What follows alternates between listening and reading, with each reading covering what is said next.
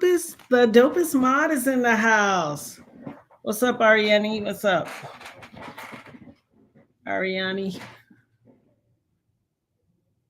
Welcome to the Dopest Nerd.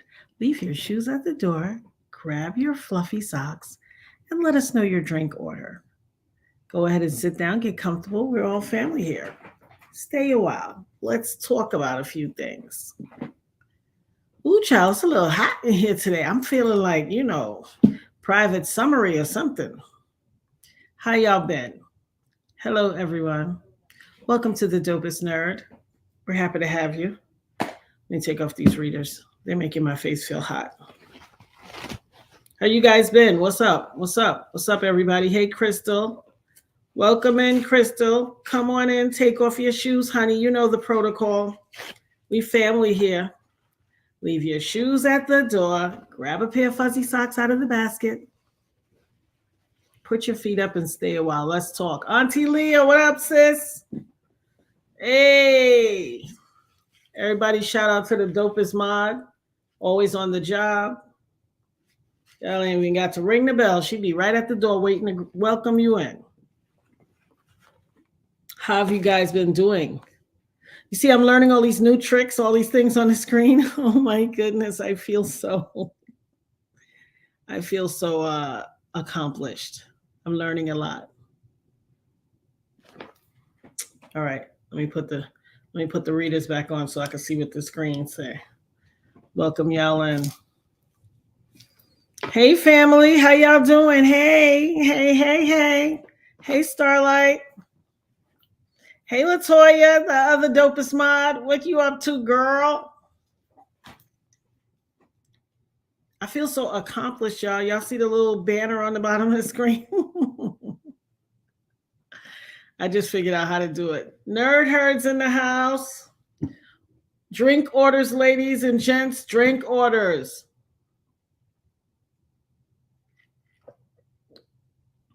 What you drinking on? That was a loud swallow. My goodness. What you drinking on, ladies? What, this old thing? Why, I just threw this on.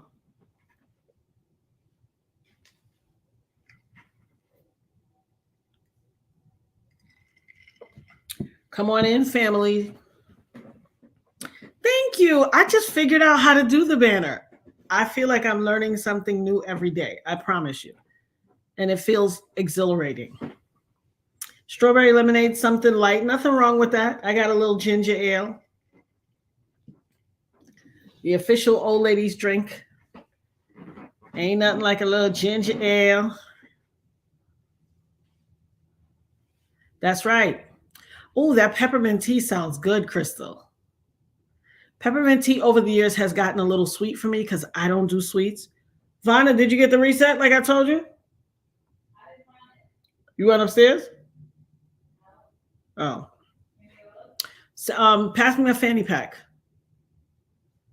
Ain't nothing wrong with a little water, honey. Water is good for the body. Ain't nothing wrong with water now. Savor that water, honey. That's good for the body. Right across the screen. Right across the screen. Everybody say hi to the Trusty Dusty show producer. Say hi to your people, Nirvana. Say hi to your aunties and uncles.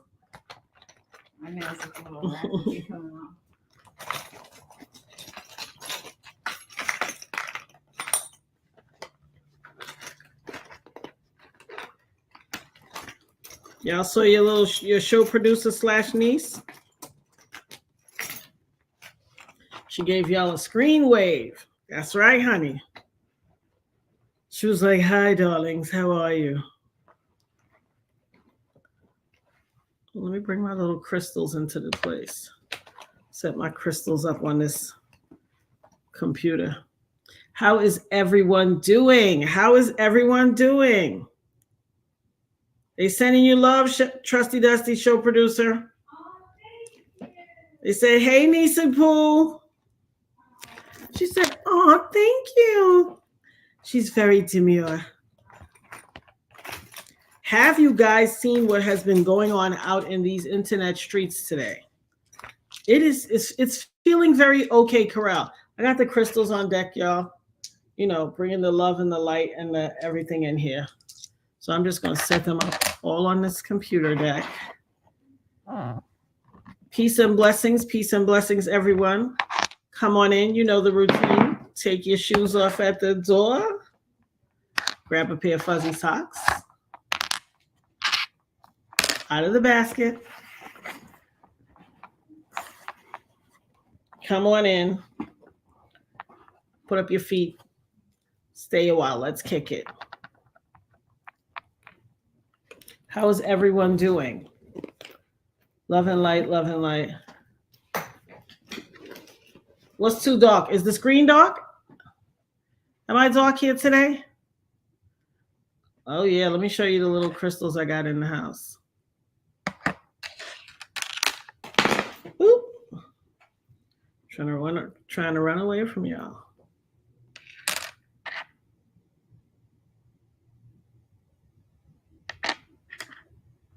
Got a little shungite.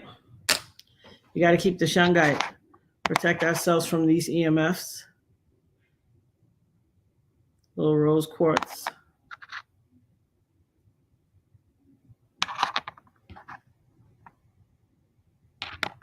And a little more shungite over here. I love shungite. Let me tell you what I do with shungite now. I put one right here. I will put a Band-Aid. When I wash my face at night, put my Band-Aid with a shungite right here, and then put one right here and tie a do-rag over it or a bonnet or something. And I promise you, it is the best sleep ever. I feel completely clear and free and no craziness and it feels amazing and great dreams. You feel like you can astral project like I'm telling you. Oh, no to the news.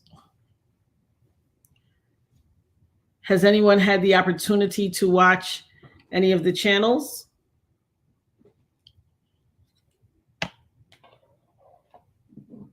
Let's see.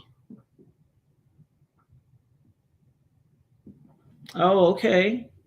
Nirvana used to have one. The Evil Eye necklace.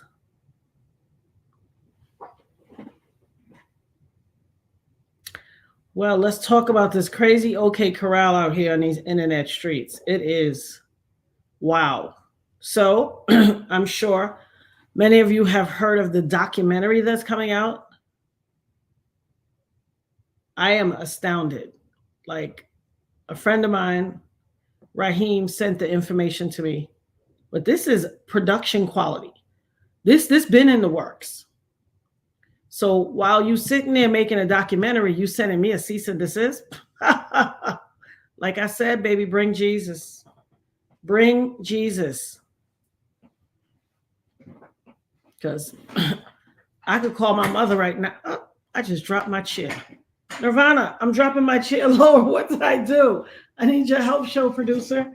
Oh. What is this clown show happening to?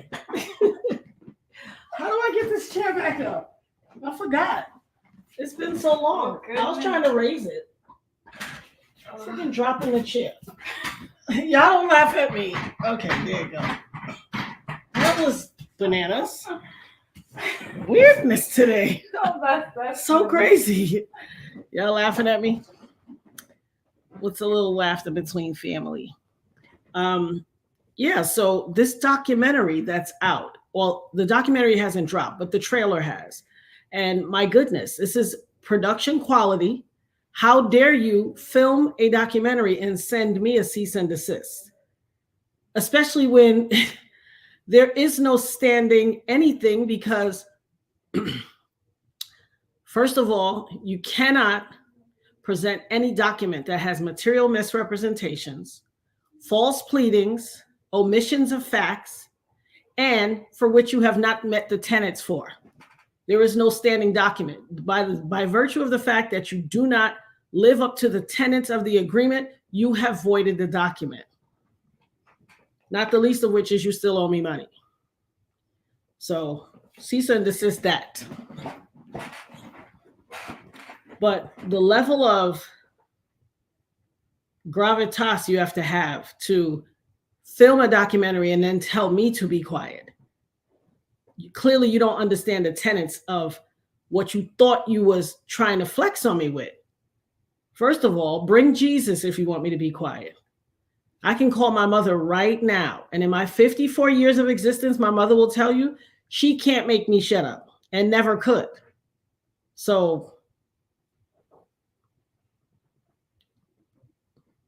and then let's talk about J-Lo's ex. I think his name is pronounced Ohani Noah or Ojani Noah. Well, he went to town. He spazzed out, showed lists of invited party members, and he said, guess whose name is not on the list? His. But he said J-Lo name on that list, and he listed a whole bunch of other people, names that we haven't heard in a while. The model Veronica Webb, which I've always wondered whatever happened to her, because she was like supermodel. Back in the 90s, she was the it girl, but she was the it girl with Russell Simmons. So I didn't know where she was or what happened to her. And here's the thing. I've always had this ability to look at people and see illness. And I used to see illness on her. I used to see something about her complexion was off to me. And no disrespect, this is my opinion. I don't have any, this is not rooted in any fact. This is simply my opinion, but this is what I always thought. And I don't know, just that always resonated in my mind.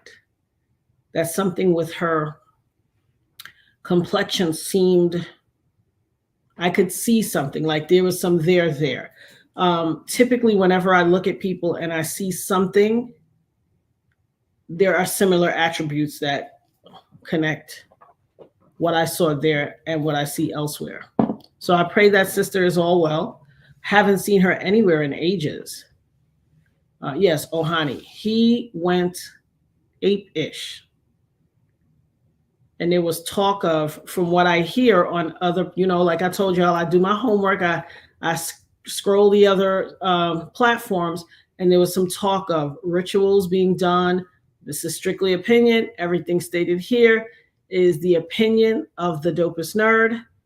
It is not fact. Go and do your research on your own. You're not under any obligation to believe anything I say. We are simply theorizing, expressing emotions, sentiments, and ya sis boom bah. Oh, sure can't, honey. Sure can't. I'm here about my father's business, so there won't be any shutting up. I am here about my father's business, and he left me whole, and he left me intact, and he left me aesthetically whole, and all of that for such a time as this. And I will never stop saying, yeah, 54. I'm 54. Mm-hmm. Oh, thank you, Lord. Thank you, honey. To God be the glory. I am under God's protection. To God be the glory. And I thank you. I look 34, girl. You're trying to make me blush. And you see, I have the cheeks for it, right? I have had cheeks my whole life. Ashe. That's, to me, that whole hopping from man to man to man, from partner to partner to partner, never having a breeze out. First of all, for your pH balance, you need a breeze out. You need some time where your nether regions can just air out. You don't need to be dealing with anyone else. So to hop from, I don't know her in a period of solitude. To hop from person to person to person is a bit of nasty work, I will say. But to each his own. By all means, do what you want. Your pH balance doesn't have to be balanced. Your pH can be off. You could be extremely alkaline or extremely acidic. That's on you. I'm just saying.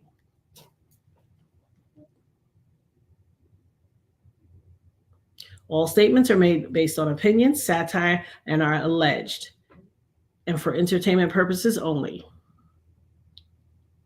The Dopest mod is always on it. You hear me? Your head looking like Miss Sealy? Listen, ain't nothing wrong with Miss Sealy. Miss Sealy needs some love too. That's that good as this young lady. I had beauty salons back in the days. Not that far off. I say back in the days like it was forever ago. But I had a hair, one of my stylists, Keisha, she always used to say that a couple of her clients had that can't ya, don't ya. Ain't nothing wrong with a little 4C. Nothing, not a thing. Amen, amen. Oh yeah, I'm gonna add that everything is alleged on the banner. Now that I know how to work that banner, girl. Yeah, you have to give your body a break. You cannot continuously hop from person to person. Every person has their own je ne sais quoi along with their body essence. And if you're mixing all of these things, when are you just you? When do you get a chance to just be you? I mean, for all intents and purposes, I can't tell anybody anything, but it seems to me, based on my experience in these 54 years I didn't walk this journey, people that hop from man to man have something wrong in their psyche. They feel broken, they feel less than unless they are a part of a group. They have a fear of being alone. It is rooted in insecurity, but not unlike narcissism and all that other stuff. So, when you have a narcissist and someone who has extreme low self-esteem, in my opinion, and can't stay alone, has to be on the arm of some man, what a perfect combination. And then if you add to it all the hypersexualization, I mean, it's just too much for my taste, but to each his own. To each his own. Mm-hmm. Allegedly. Yeah, I'm going to put that allegedly on there. Hey, Beverly. See, now you done caught up. You're in there like swimwear. We here, everything goes tonight. This is one of those, we talking about everything. This is like, let's talk. Make sure you take off your shoes when you come in, Beverly. Put them by the door. There's a basket by the door that has fuzzy socks. Grab a pair. They're all freshly laundered. Put on your fuzzy socks. Get on the couch. Stay a while. You family now, girl. Come on in. Honey. Listen, that pocketbook. The same one that told me about that can't you, don't you? She told me about that pocketbook too. She said, girl, that pocketbook can't fit nothing else in it. It is tight. Some people just, they want to keep shoving things in that pocketbook. Ain't nothing wrong with having a demure pocketbook. Nice and demure. Nice and classy. And here's the thing. There's something so beautiful about being alone. You'll never be good company for anyone unless you're good company for yourself. If you can't stay alone, it's indicative of the fact if you're not good enough company for yourself, why would someone else think that you're good company for them? Why would someone else need your company? There's something so beautiful about just being alone. First of all, you get a chance to be in your own essence, in your own zone. You get a chance to take yourself in. You get a chance to sit with God. How can you sit with God if you're always distracted putting on because let's be honest, until you find that person, that one that you just, there's something like Whitney and Bobby said, we got something in common. You're always in essence putting on. Most women are not comfortable letting their self show up. Like, I know a woman is comfortable with her man when she can pop that wig off and be like, babe, oil my scalp or take out my braids. That's different. But the ones that are always primping and prodding and have to look perfect and have to have a man or be on a man's arm, it's usually typical of the fact that they're not comfortable with themselves. And so if you have to always be putting on in the presence of this man and you can't be by yourself, then when are you ever authentic? You literally are playing this movie role over and over throughout life. When are you authentic? Those also don't strike me as the type of women that can go to the bathroom around men. They have to hold it in and look all contorted and step away and pass the gas like 2 miles down. Like, come, at some point you have to just be, them till children tired. Got 50-11 uncles, like, come on. And I have a theory about all them uncles now. That's what causes all of the craziness in the family, because I don't believe in that whole, oh, this is your Uncle Johnny. Oh, this is Uncle such and such, because that's what they did in the olden days, and it made them feel less like a garden tool. But here's the deal. If that's your uncle and your uncle's in the mama's bed, then when the uncle get in your bed, you don't think it's anything strange. And there goes, inappropriate relationships. I'm not going to call it relationships, inappropriate abuse of children.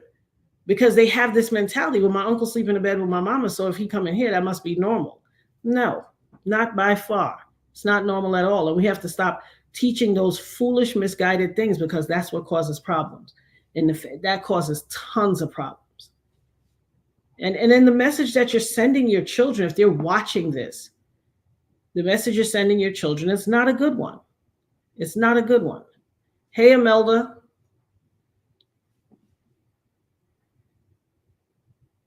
Yeah, it's not. We have got to do better. Like, hey, woman thou art loosed, for real, for real. And what was the other? I had a neighbor that used to always tell me I look like Prophetess Juanita Bynum. She just insisted that I was her twin. And no more sheets. You know, sometimes you just got to chill and air yourself out. You can't be so desperate for companionship that you never give your body a rest. That's just not a healthy thing at all. And it's unsafe in these crazy streets.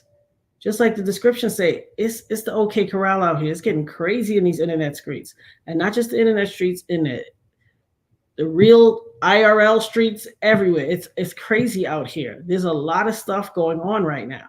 The leaked tape. I listened to it again today, and I'm just astounded at somebody calling their child, tell that light-skinned ninja go find a job. Like, the statement had so much anger and venom in it. It was a venomous statement. And you have to know, you have to have some awareness that a jail call is being recorded. I mean, it says it on the phone. These calls are recorded for the Department of Correction, yada, yada, yada. So, why did you assume this level of, he couldn't even hold it back? Have we ever, I came up with another theory about pizza boxes. Anybody else got, no sheets was phenomenal. Anybody else got ideas about those, about what the pizza boxes were? Excuse me.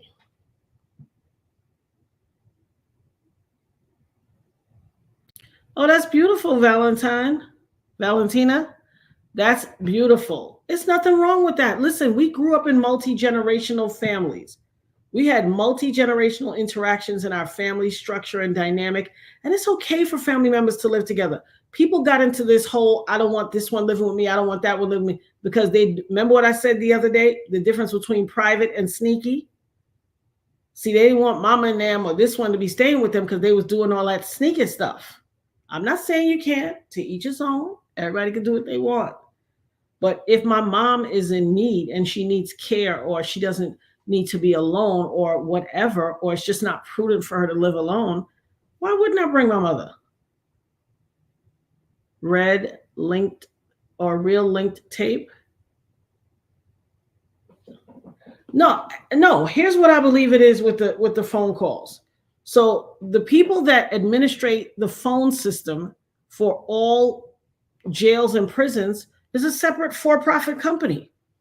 And in order to get, because anything said on a phone in jail is public information, you have they tell you from the get-go, these calls are recorded. You have no perception of privacy when you're in jail. And the impetus is that even though you are innocent until proven guilty, once you have been accused of a crime and you are incarcerated, whether for your case has been adjudicated or not, you don't have the perception of freedom or privacy.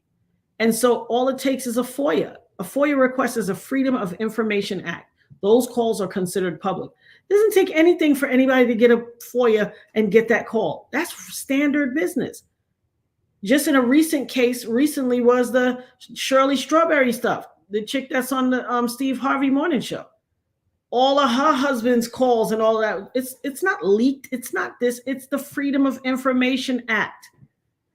I mean, I know we live in crazy streets and it's crazy out here on this internet, but some things are just what they are. Calls, if you look at if you follow criminal cases, court TV, law and crime, whatever, phone calls are, if you follow criminal cases or civil cases or whatever, Phone calls from jail are an everyday part of the case.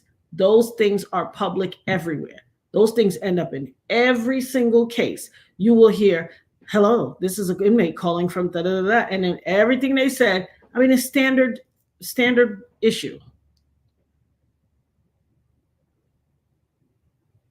Yet that's what I said, Starlight. That's how he felt about that boy all along. It's making this whole is he Wolf's son start to seem a little more plausible. And perhaps he thought, oh, he's light skinned because his mama light skinned. And then as the years went by, he's like, I wonder, coulda, woulda, shoulda. You listen, you know what they say, mama's baby, papa's maybe. Now, all of this is just alleged. I don't know this to be a fact or not. But to utter that level of disdain for your son when this is the child whose name you put all the businesses in, him and the mama, come on, something got to give. He said that would utter. And then I saw on another site where the son he was talking to just bought 2 Cybertrucks, one for him and his boo. So what gives? One can't pay for his car, the other one just got 2 new ones. And he was like, I'm about to release a mixtape. They want to hear my stuff. I could rap. He said, don't y'all say nothing. Be quiet. Listen, not only is it not this man's intention for his artists to have popularity, he don't even want his kids. How your father own a record company and you ain't got no projects out? It just, the level of influence and power and access he has should be more reflected in his children. He doesn't want anybody to be a star. Name me one artist on his label that ever became a big star and stayed that way and ended filthy rich. Okay, go.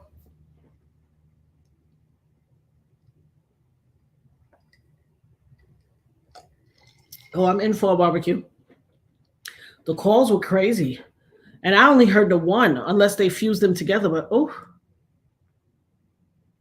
I don't think people do, because I hear people saying, oh, that's cat, that's fake, that's fake. It's this generation of everything is fake. Because remember, we grew up on court TV watching every court case known to, and some call from jail was always in it, and it still is. If you watch the Law and Crime Network, you would know that that's just common stuff. Blessings, love vibe.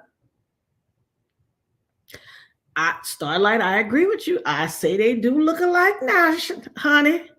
They absolutely look alike. I can see, I mean, I don't really see a hint of him in the boy. You understand? I see the mom, but I don't see a hint of him really. Like there's nothing particularly that you can say, those are his eyebrows or those are his, no disrespect. It's all alleged, but I don't see it. I'm not a genealogist, but you know, we usually see a hint of something. And he has been hindering. It's almost like a bless and a curse kind of thing.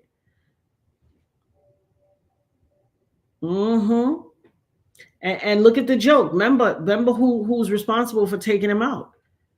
Although one person did the act, a certain person who shall not be named and just came home, but he got the call from another certain person who shall not be named.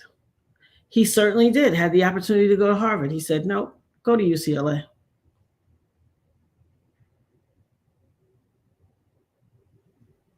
Who said they know that that's their grandson? Oh, yes, I heard that before. Wolf's mother, right? Yes, I did hear that. Absolutely, guys, become a member today. We have packages starting at $3.99, and it has all types of member perks. So we're going to do some amazing things. And you can either join the Encyclopedia Browns or the Poindexters or the Urkels. And wait till you guys see my new glasses. I just ordered them today. My new readers, because I can't do these little dollar readers on TV. They look, child. You know I love glasses, so these just don't cut the mustard. But you know, in order for me to read, they doing what they got to do. But they should be here in a few days. That's right. It has done nothing. And imagine this. He had the opportunity to get in. Hey, Latoya gifted 5 members. Latoya gifted 5 memberships. See, I'm learning, y'all. I'm learning how to put it on the screen. I feel so accomplished. Ah. And you're right. He had the opportunity to go he had the opportunity to go to Harvard. He didn't. He went somewhere else, not where he wanted to go, but where he was told to go. And then guess what? He did not. I don't feel like he actualized his purpose thus far because he's 30. He literally said, "Tell that light-skinned ninja to go get a job." He's 30. Get your own car payment. I said, brutal. How do you raise a child to live in a certain lifestyle that they become accustomed to and it's all they know? And in a minute, stuff ain't going right for you. You like that ninja on his own. Tell that. And he didn't just say, yo, tell that sucker or tell that fool or tell that boy I said or whatever. He said, tell that light-skinned ninja. That's venom. That's animosity. Cause who even calls their kid that light-skinned? That's animosity, baby. That is animosity. And really, I mean, I don't know. He said, and he even said, tell him he better go do some walkthroughs. Like, you know, they say they pay them for doing a walkthrough at the club. Put your name on the flyer to bring the crowd, and then you do a walkthrough. Is people getting really coming for a walkthrough for them too? I don't get it. And he has, it doesn't appear that his life has actualized anything in particular yet. Like, I don't know that he's found his thing. That's right. And then went ahead and beat up the coach with a kettlebell. And listen, kettlebells ain't no little light thing. Kettlebells ain't no light thing. Just messing people's life up. Like, you know, that got to be some kind of, like they say, people got to get the hate out their heart. What up, Dex? Everybody give a shout out to Dex. That's my friend from childhood. We grew up together in Crown Heights, Brooklyn. He has a podcast right now. And I'm getting ready to be interviewed by him. And I want y'all to be able, when it goes live, we're going to drop the link so everybody can watch it. I want y'all to follow him and make sure y'all keep abreast, you know, find out where your girl is from. Little Crown Heights, Brooklyn. It's a different world. It's a different world. But I tell you, I wouldn't trade it for the world. It was a beautiful upbringing. I would not trade it for the world. And I promise you, it made me, like you guys always say, I'm tough, I'm strong, I'm blessed. It made me. You grow up with a level of resilience. And everybody has that notion or that feeling about their town, but I'm telling you, Brooklyn is something different. And in Crown Heights is its own thing because we have other communities that are a microcosm of a community in our macro community. You know, the world headquarters for the Lubavitcher sect of Hasidic Judaism is in our community. And they're right in the middle of our community, but yet we are two separate communities intermingled with each other. It's a whole different breed. It's a different thing. So definitely shout out to Dex. I can't wait for the interview, and I want you guys to really follow him, show him some love. That nerd herd love.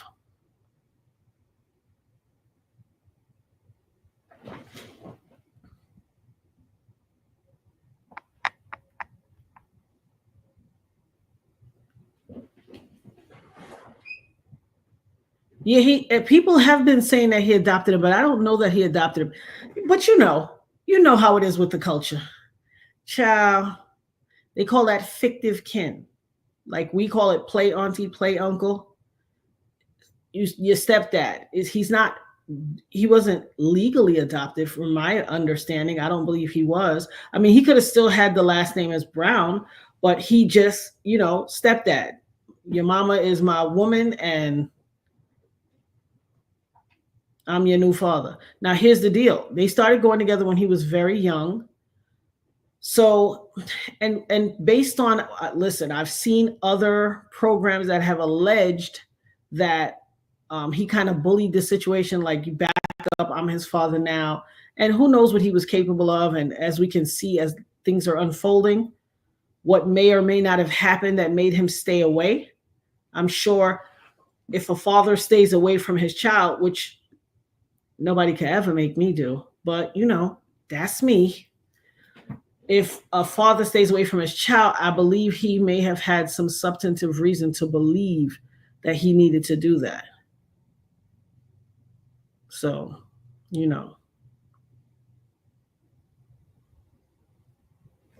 unfortunately, and listen, they weren't even married. So the likelihood that he adopted him, why would you adopt a child but not give the mother the respect that she deserves to become your wife? And what do y'all think that was about? What do you think that withholding marriage was about? Because clearly he did whatever he wanted. So I don't think that was the impetus. He did whatever he wanted at whatever time. And if the book is to be believed, she was down with it. He looks for partners that are down with it. And according to the book, it's alleged that it was all gravy with her.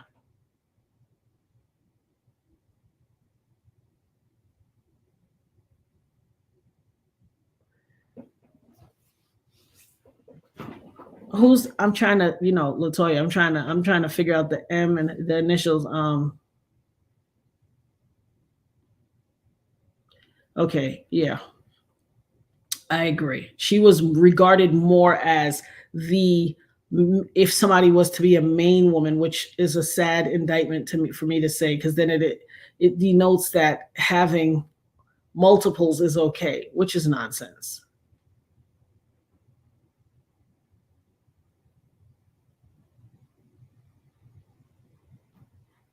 Yep, they could do major damage.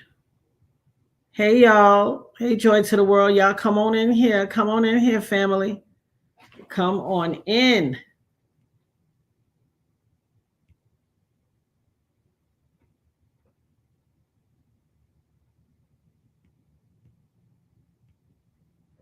Blessings to everybody.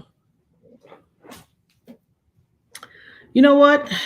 I think there had to be some reason why Albie stayed away. There really had to be some type of reason. It's all very sad. But here's the beauty of it. In spite of it all, he saved everybody who is here to be a part of the discussion, especially within the inner circle of his inner sanctum. God was able to save them for a time such as this, because look how many other people were not saved or didn't make it through. So the people that remain and stay behind is here for a reason. That's right. All statements made are based on opinion, satire, are alleged, and are for entertainment purposes only. Also, are protected by the First Amendment inalienable right to free speech as protected by the United States Constitution. You're right. Didn't want to split that money. And you're right. It's control. It's control. That narcissism be narcissizing, don't it? Narcissizing. Because boy, oh boy, that's a wicked kind of control. To be able to give someone your body repeatedly and clearly your freedom, and to not even be able to get a ring and a piece of paper that supposed to symbolize a unity and respect.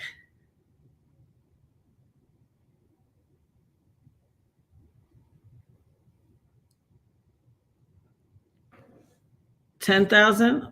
What's the dollar amounts? I don't understand. Hey, Atasha M. Welcome, honey. Welcome. There you go. There you go, joy to the world. And listen, she even says that. She fell in love with the lifestyle. And before she realized that she was trapped. Indeed. Indeed. And I'm going to be honest. She is not the first woman, will not be the last or man. And people do that. They get enamored, especially if you're from the South and you have this desire and this wish to be famous and wealthy. She said she always thought she was going to be famous and wealthy, and you have this wish to be famous and wealthy, and you leave your hometown and you go to the big city. You want everything that comes with that whole I went to the big city. And so in doing so, someone in no time who has what everybody in society says will give you the American dream and the happiness, and they're a malignant narcissist because they say something like, I love you, girl. And you're like, you love me? And I got a baby too? Okay. And it was a cakewalk. Because based on what we saw on the TV screen, we believed that they all lived together in one house as a big happy family. And clearly, according to the book, that wasn't necessarily the case. Because on many occasions, she said, I have to go home to Quincy. So, we had no idea what we thought looked one way. And that's just the thing about the grass being greener on the other side. Many people looked at this woman and felt like her life was a cakewalk and so perfect. And oh, I wish I had a life like that. And guess what? It wasn't. It wasn't. So we got to stop. That's a lesson to us all. Don't be sitting around wanting what nobody else got. Because, baby, if you got to walk a mile in them shoes, that big toe going to be throbbing, them corns going to be hurting. Don't do it. Walk the mile in your own shoes that the Most High put you here to walk in. Yeah, I think she definitely was over it. She probably saw something that she didn't, that didn't resonate with her spirit instantly, and she was over it. Because you're right, she didn't put up a fight, she didn't stay long, she just went about her way. And now I will say sometimes she flip-flops, because one minute when a supposed accident happened or whatever happened with G in the studio bathroom before it became really public, and it was and something to do with an arrest for speeding or something like that, she was like, everybody's sick of covering for you and we know you're the problem. And she was very, very outspoken in the socials. And, unfortunately, people tend to do that. They'll go on, crash out, and then back out and delete everything. And if I said it, I meant it. Once I put it up there, it's for the world. I ain't got no time for no deleting and no backing out now. Oh, yeah, I realized what you were saying about the dollar amount. Yeah.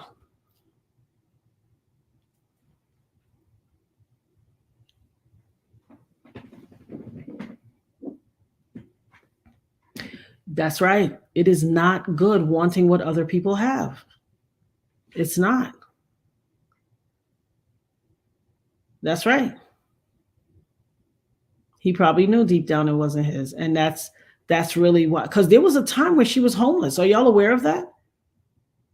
There's a documentary out there. Go watch the documentary about Misa. There was a time she was homeless. He was living in a $50 million house and she was homeless, sleeping on the train, sleeping on people's couch and all of that. Sleeping in a car. And she admitted this. And ended up getting because she's an amazing stylist, she ended up getting a gig with MCM, I think, like a contract to design for MCM. And she was still homeless and nobody knew, according to her.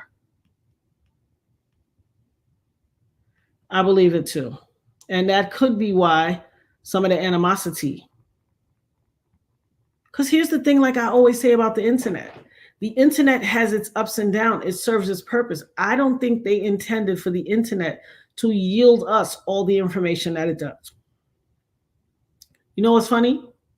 I always laugh when Tisa's like, and now look at me sitting up here. They didn't expect for the internet to give us all this knowledge. You know what it was? I don't think, you're right, trying to steal people's girl, but I don't think it was predicated on a true desire for the woman.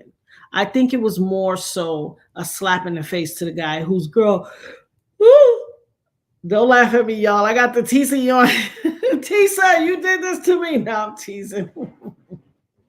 But you're right. I think it was predicated on taking. It's the act of taking something. And I think that's what all this schmexual or schmaltz is. He likes to take by power something that you're not giving. Because there's too many willing participants. There's too many hangers-on, groupies, women and men of ill repute, women and men of the night, schmex workers that'll willfully give it up. But you see, that's not what he's interested in. He will have them in the circumference, but he don't want that. He wants to take it from someone. That is because schmexual assault is not about schmex. It's about power. It's about shifting the power dynamic and rendering someone incapable of having their own free will. And that's really what it's about. And a lot of people take that for granted, but it's what it's about.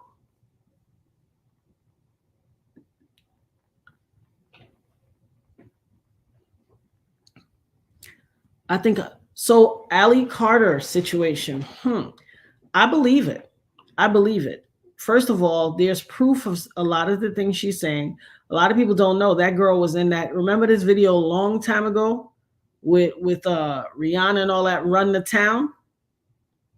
And you saw how it was? I'm gonna run the town tonight. It was all dark and in a kind of like an open field alley kind of thing. And she was in that video. And she said a lot of things.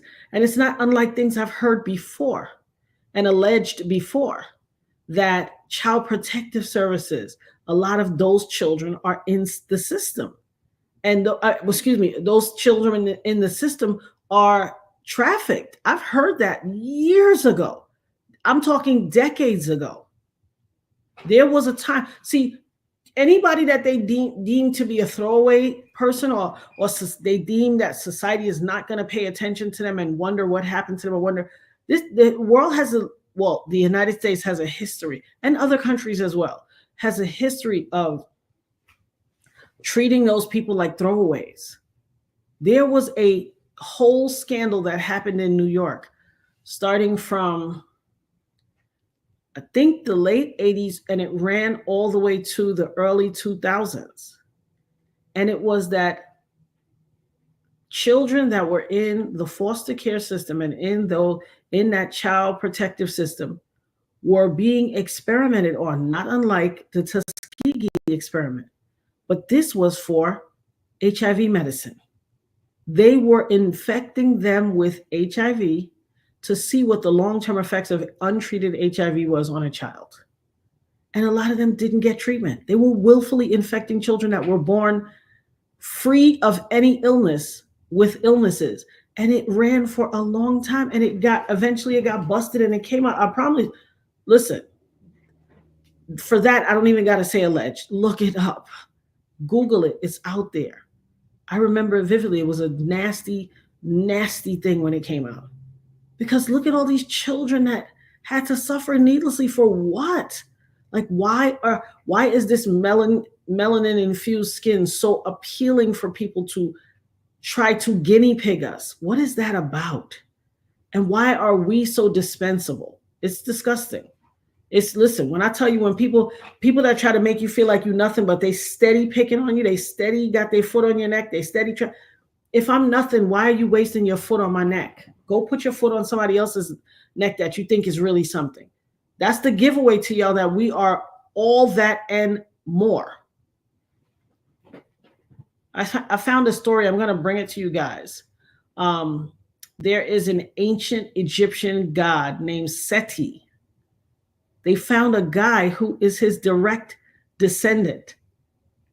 I'm talking the statue of Seti, twins, and his brother is the spitting image of the brother. He's the direct descendant of Pharaoh. It's unbelievable. So don't believe that hype when somebody tries to make you believe that you nothing. We way more than something. We all that. And everybody has value. Like, when anybody tries to minimize someone or put someone that, that's the giveaway. I feel so sorry for the things that she's described. And she said, in order for herself to function with all the abuse, because she said she had to do jobs with them, AKA they bought her and she was called to, service their needs. She said she had to dissociate in order to function. And thus she has dissociative personality disorder. Or what they call, you have alters. So you can go, one personality recedes and the next one comes forward. And she's had to create all these disassociated personalities within her mind to function. And imagine, like, it's a horrific thing. I believe her. There's too many common themes about underground cities. And let's be honest, I have said for years, powers that be have an insatiable taste for, what's the best way to call it? Flesh of people under 18. It's disgusting. They have a penchant for child flesh, and it's just sick and sadistic. What do you want off of a child? It is sick and sadistic. I don't even want to think about it. It just annoys the crap out of me. What do y'all think about it? How do you feel about what she said, or what do you think about what she said? Yeah, Atasha, I think so too. I think so too. It just, it just looks, it looked like it's true. What can I say? hmm She talked about those tunnels, yeah, and the rituals and all that. There, I believe it. I believe it. And it's so gross. Oh yeah. And see, that's what it is. That's where they're allowed to get away with these things, because we hear terms, but we don't readily associate them with the behaviors. And so that's why it's easy for them to get away with it, because you have to know that that is trafficking to know that that is trafficking. And then I hear how people try to contort it on other, platforms. They're like, oh, so now if a chicks be wanting to get flued out, so if you flew somebody out, then okay, you a trafficker? No, that's not the definition of trafficking. The definition of trafficking is if you fly her out and then procure her body and her flesh to provide to someone else. That is trafficking. Or for the purposes of enjoying the pleasures of her physicality and then, or his physicality, and then passing it off to someone else. That's when it rises to the occasion of trafficking. If you don't plan on doing that, you ain't got nothing to worry about. Flew out whoever you want, as long as she got 18 candles on her birthday cake, or he, and they're consenting to the behavior. And it's also, trafficking is also if you flew them, if they get flued out and they think it's according to this threshold, and then you introduce other things that they have not consented to nor are interested in, but you force them under your will because they are not within the confines of their home or their safety. I believe every bit of it.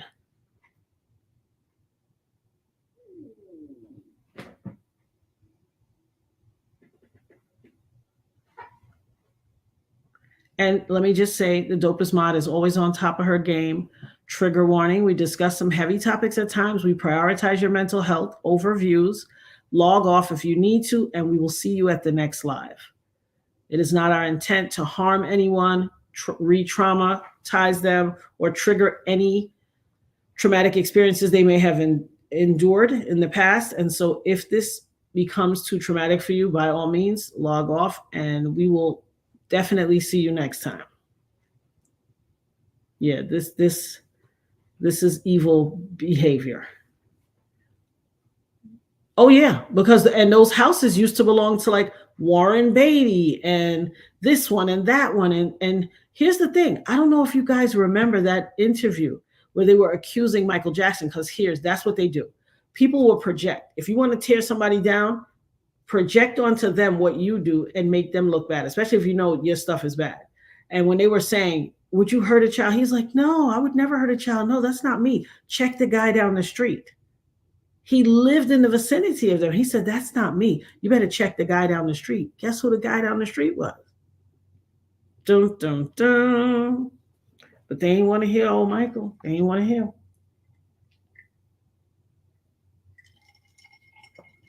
He told them all along. They didn't even want to hear him. Yeah, consent is one of the number one things.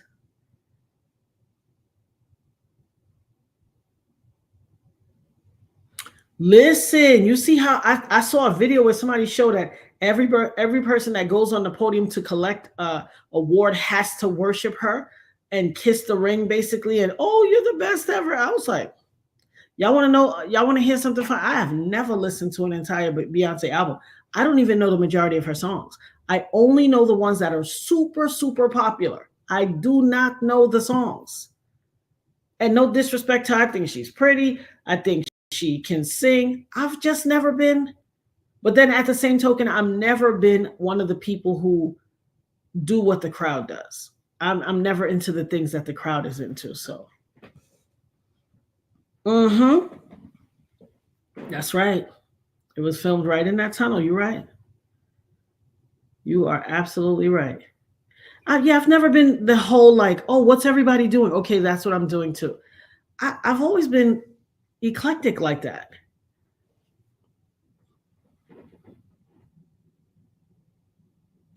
Boy, you ain't even lied. We get to look at it from another perspective.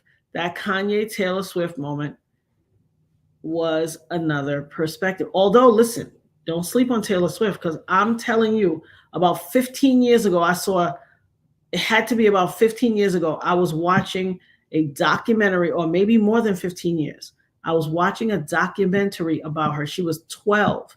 And this is when her and her mom had just moved from Tennessee, I believe, to, or from somewhere to Tennessee and then to Hollywood. And they were in this, there's something called during, what is it called? This is slipping my mind.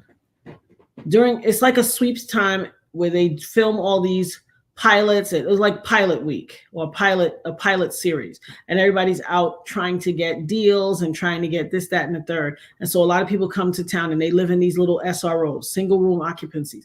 They're very small little kitchenettes, and they're for people that come to town hoping to break into the industry. And the father stayed back, and he was a businessman taking care of business. And the mother and her came up, and I think she has some other siblings, and they stayed back with the father to have normalcy. But they brought her, and she had this big binder, like the 5-inch binder, full of songs. They said she wrote a song or 4 songs every day, and the binder was packed. They had sheet protectors. I'm telling you, she was a little girl. She was like 11 or 12. I remember this. I can remember this documentary to the T. So trust and believe. He didn't really save her. She's all the way down with it. That's another one who won't air that box out. That's another one that hop from hop. Allegedly, my own opinion. In my opinion. Because she always on somebody's arm too. But for one group it's approved and the other group you're a garden tool. So yeah, no fan or no disrespect to her. I haven't ever been either. I'm not into this whole. I know people that know every song inside out, know the album. I got friends that spent guaps and went to the concert. Child, I would never. I don't even play those type of games. I got so much better things that I could spend $1 on. I don't. Here's the thing. Back in the days when concerts were concerts, I used to go to concerts all the time. But nowadays, with all this Travis Scott concert and all this energy harvesting looking allegedly, and all these satanic looking or schmatanic, whatever, if it's a code word for YouTube. Excuse me, YouTube, I'm new. I'm still getting used to the lingo. I don't like what it looks like. For me, sitting in my house, looking at a screen and seeing what they're doing in there and watching crowds get pushed over just by a gust and everybody falls backwards or something, it all looks sus to me. No thanks. I'm not into the energy harvesting thing. I'm not going in no room for nobody to hypnotize me against my will, because sound is the only way to hypnotize a person against their will. Yeah, it'd be too much. I don't know if you guys remember the young lady that used to be her drummer, and she said she was hypnotizing her and uh, you know, unalived her cat and was putting spells on her and all that allegedly. We don't have time for that. Oh, you said Caligula. Girl, do y'all remember? Listen, that movie scarred me. You remember that movie, Caligula? I was young when I watched it. I was scarred for life. Scarred for life.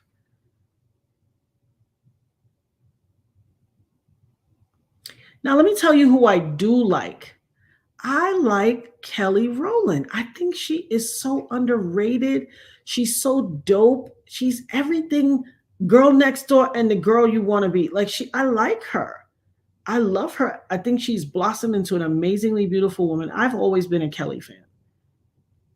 And I like Michelle too, And I like the original girls, but no disrespect to me. I'm just not in that whole I don't like that whole forcing your child in front of everybody else to be better than her cohorts and all. So it turns me off. Now, who I do like is Solange. Baby, that cranes in the sky. Whoo, girl, that's magic. She just gives me eclecticism. Now, your trusty dusty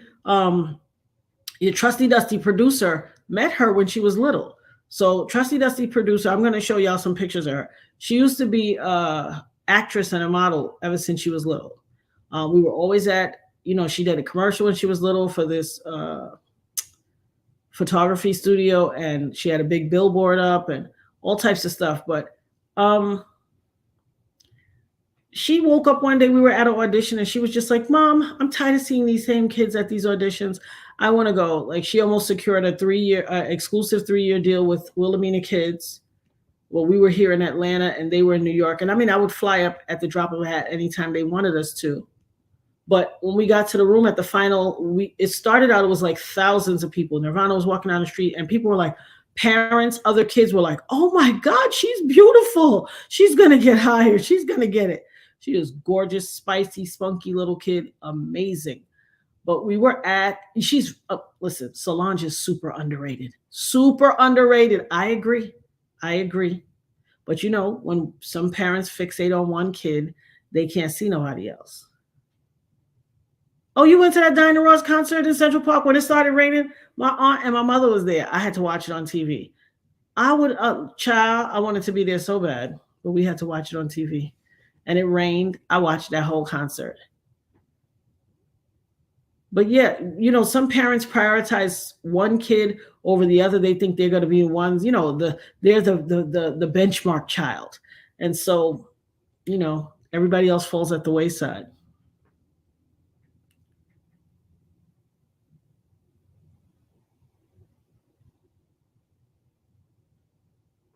Are you serious, Lakeisha? What? That's crazy. That is cray. I love Kelly Rowland. My goodness. She's just the bee's knees. You saw that Joy to the World? Child. Let me tell you something. That Cranes in the Sky, you have to be a special type of person and a thinker and just connected with your soul to write that. My girl said, I slept it away. I shopped it away. I schmexed it away. It wouldn't go away. Sometimes you got to sit with it.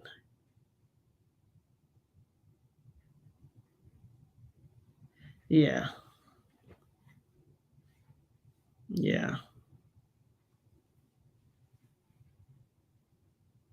So listen, Trusty Dusty producer was a child actress and a model.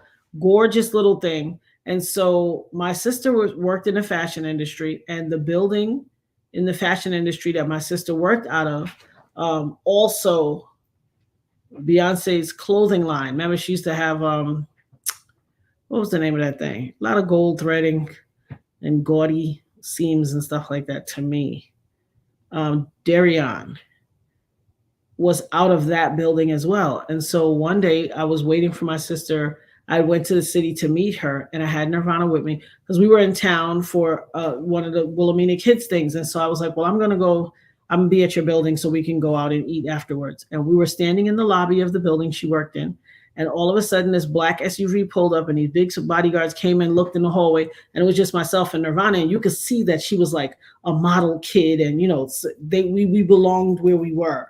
And then all of a sudden, they stepped back out, and then when they came back in the lobby, they came back in with this, and she looks far more petite than she does to me, like on TV or in real life. And all of a sudden, I just heard, and at first, I didn't realize who it was because I don't be sweating people like that.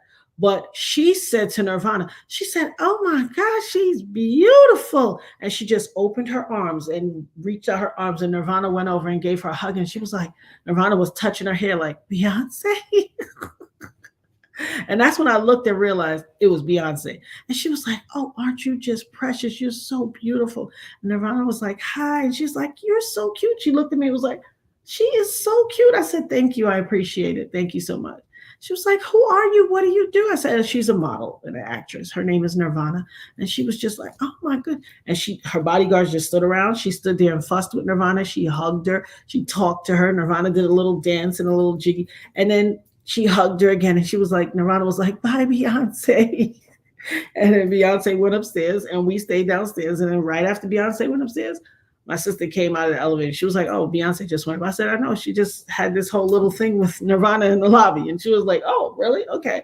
And, you know, my sister would see her mom and all of them all the time. So, and they just had this thing.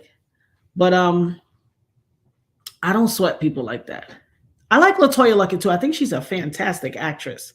Now, I love me some Andre 3000. He's a Gemini just like me.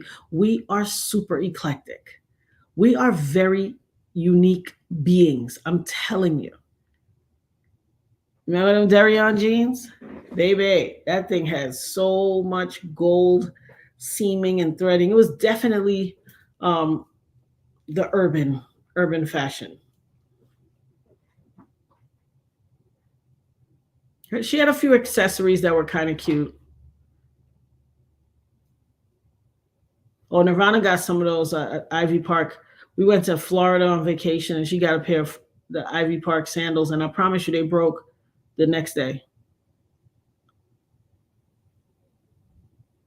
Who can act? Yeah, LaToya Luckett, she really can. She can act really well. Okay, I love me some Solange. Your dopest mod is saying, hey guys, press the like button and come out of the bushes. Remember to subscribe, comment, and share. Turn on your notifications so that you don't miss a thing. And as always, those of you guys who are new to the Nerd Herd, join a membership. You can either join on the Encyclopedia Brown level, the Poindexter level, or the Urkels, which means you are a top-notch nerd level. And definitely we have a lot of special member perks, things of that nature. We're going to get together and do things, become a member. You guys that are just coming in, remember to take your shoes off at the door. There's a basket by the door with fuzzy socks. Grab a pair, put them on. They've all been freshly laundered. Jump on the couch, put up your feet, throw your feet up on the ottoman, stay a while. We family. And welcome. Put your drink orders in. Let us know what you're drinking and eating. Bay spiritual mother is Oshun. Yeah. Ooh, child. Now, not the apple bottom jeans. Not the boots with the fur. Yeah, the clothing line was, like I say, you see what I got on today, right, y'all? Some linen and some cotton. I said, let me put on some high vibrational clothing. I told y'all about that low frequency clothing, right? Low vibrational clothing. Stay away from anything silky and satiny. Low vibrational clothing. There is something called the psychology of clothes. And clothing have a number score based on how the frequency of the clothing is. Linen and wool have the highest rated. They are 100. They're rated 100. They're the best you could do if you're wearing a natural fiber. Of course, next is going to be, so you wool and linen are the top. Cotton is very high on the list. But as you go down into acrylic fabrics and things like that, they're very low. They actually have the frequency score of a cadaver, an unalived body. And I'm not saying this to be funny or anything. I'm serious. Look it up, the psychology of fabric. So you see I got that linen on, and it's a good solid thick linen. There is something called the psychology of fabric. I want y'all all to be educated on this stuff. Google it, look it up, do your research. If you have a bunch of, acrylic things, satiny, silky, get rid of them things. Back in the days, they used to tell us sleep on a silk pillowcase or a satin pillowcase. No, ma'am. Get you a good old organic cotton pillowcase. That's what you need to sleep on. Those silky things have very low frequency. So it's the equivalent of, who among us would lay your head on an unalived carcass? Would you lay in the bed with a carcass, with a cadaver? Well, that's what you're doing with the fabrics. Bamboo is great as well. Definitely look into it. The psychology of fabric. It's so important that we know these things because we wear a lot of low vibrational things. You want to know what's one of the lowest vibrational things? Yoga pants and clothes. Yoga clothes, especially, we're going to call her Lulu Lime. and these are just opinions and alleged for entertainment purposes only. Lululime or Lulime, be careful, they contain PFAS, which is chemicals. They call them forever chemicals. Those chemicals are very, very heavy in the crotch area of yoga pants, and they are endocrine disruptors. You see how thick the waistband is of yoga pants are? That double reinforcement they put to hold those tummies in? A lot of PFAS. And it's a lot of women that trying to figure out why they can't have babies, because you are wearing endocrine disrupting clothing every day. And it is disrupting your endocrine system. Remember we talked about lotion the other day, and I joked that my hands always dry. I have dry skin, and you're always going to see a little ash right here by my pinky. You know why? I don't wear a lot of lotion. I don't like lotion. I don't like the way it feels. Ever since I was a kid, I have these sensory things. I don't like, you know how you chewing something with, like, let's say you're drinking a drink and it got little bits of lemon and all that. I don't like that. I don't like those things going down my throat. Like, I do not like that. And so there's a lot of little things that I try to tell people. Make sure you're aware of what you're doing. Yeah, like they always say, put on a silk scarf or a satin scarf. We did that for years. Yeah. Oh, shout out, Lakeisha. You got to show us some of your fashions, girl. Yeah, they have endocrine disruptors, and that's why I don't wear a lot of lotions and stuff. So I'm allergic to fragrance. All of these fragrances we're wearing, let me tell you one of the most dastardly things you could do to yourself. And listen, I used to burn them all the time. I love the smell. I love the smell of good smelling, inside my house. But baby, them damn fragrant candles, toxic, killing yourself. Excuse me, YouTube, unaliving yourself slowly. Stay away from burning those chemicals. They are PFAS, polyfluorocarbons. Stay inside your residence and poison you little by little. So we gotta know better and do better. Oh, hey Maya, the DMV tutor. Oh, you caught alive. Welcome in, girl. Take your shoes off at the door, boo. Put your drink order up and your food order up. The Dopest Mod will get your food and drink order. Get one of them fuzzy socks in the basket by the door. Put your feet up on the ottoman. Stay a while. We family now. Welcome to the Nerd Herd. Okay, girl. What kind of Spanish lesson you doing? Like Duolingo or just a class or something?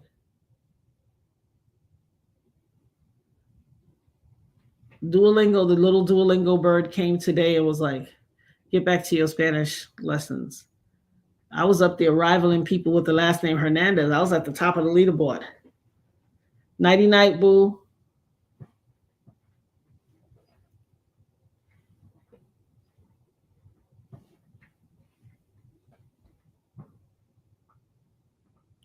Oh, you be doing Duolingo too? Me too, girl. We got to get our Duolingos connected. That's dope. I love that. We should listen. We should always be, here's what I think. Each one teach one. We should always be doing something to learn and to educate others. So if I know something I want to share, if you guys know something, share with me, and let's share with the whole crew. Let's share with the Nerd Herd. It's so important to learn. Learning is the dopest thing ever. You can never know enough. Child, I fell off my Duolingo. I tell you today, I opened my phone and the Duolingo bird. You know, the Duolingo bird be gaslighting people. Be like, oh, I didn't know you was a quitter. Like, coming for you. And I was super, super, super doing my thing on Duolingo. That bird kept coming back like, so you just gonna quit like that? What y'all doing? What's up? Let's talk. Let's talk. What y'all doing? Tell me some information. What I need to know. What's special going on in your lives? Let's give you some Nerd Herd love. Let's shout everybody out. What y'all been up to? Who got a promotion, or who passed the test, or who cleaned up their room finally because they were so overwhelmed that they couldn't get it done, and then they finally got it done. Let's shout you out too. Oh, you 36 days in? Go, girl. What'd you say? He was harassing you? The dopest mod said Duolingo Bird was harassing her. Listen, he be gaslighting. Nighty night, boo. They do. Who got a promotion? Who got a birthday coming up? Let's get it.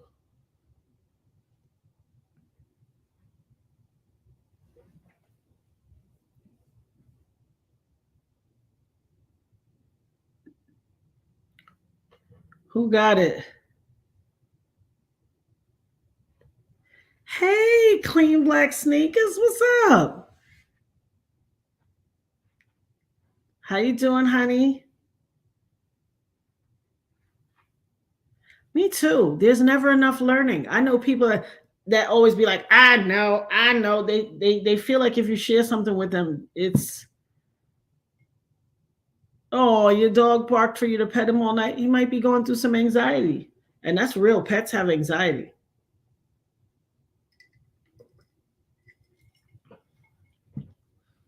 Ain't nothing wrong with it. He said he need a little love. My doggy, unfortunately, a few years ago, my husband had a massive heart attack right before he passed. He was on life support for like 7.5 weeks. And 2 days after my husband had the heart attack, my dog passed away. We were devastated. When I say devastated, so we haven't had a dog since then. We did babysit my cousin's dog for a while, and that was dope. I could say we fostered it for a while, so it's hard. You decluttering? So what technique do you use to declutter? Oh, he's neurotic. It's okay. It's okay. What's his name?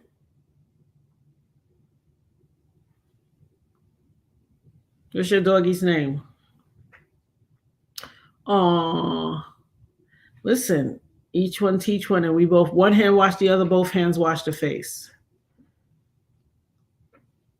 How are you decluttering, Lakeisha? Did you ever hear of the Marie Kondo buddy? Aw, my buddy. Wherever I go, he goes. Y'all remember that little doll? My cousin had one of those. Lakeisha, have you ever heard of the Marie Kondo method of decluttering? Ain't nothing wrong with a little. Oh, thank you, boo. I appreciate it. He's at rest. I appreciate it so much. And he's still here with me. And shout out to you for cleaning your room. And you ate pancakes for dinner. Go, girl. Go, girl. Are you purging, Lakeisha, or are you just decluttering? Oh, you sing that to him?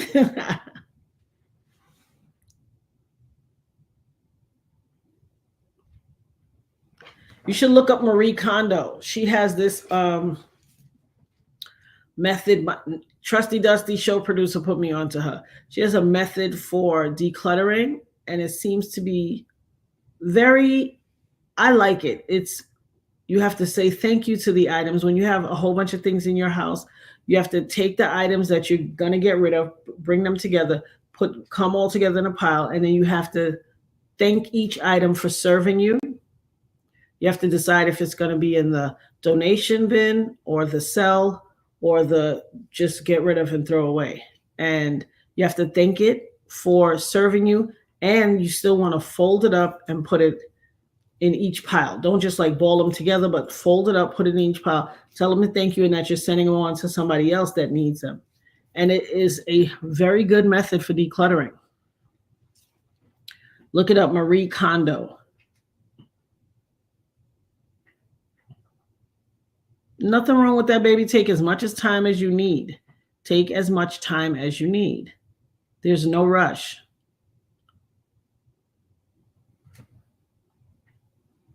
And mental health issues we take very kindly to mental health issues. We give support. We love our family. We understand the importance of having a holistic environment and a protective and a safe environment. And that's what we're here to foster.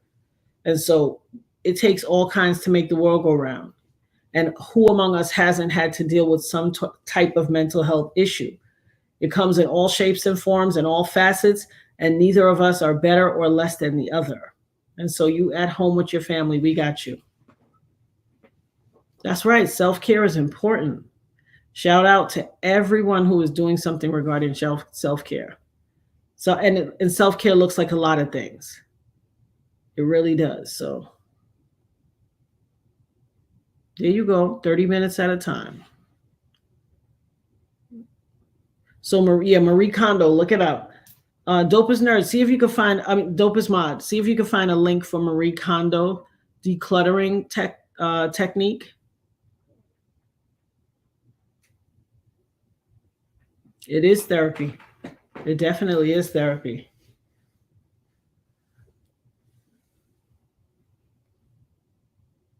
That's right. Well, self-care Sunday is dope. What type of things do you guys do for self-care? Yeah, look, yeah, she's dope. Amen indeed.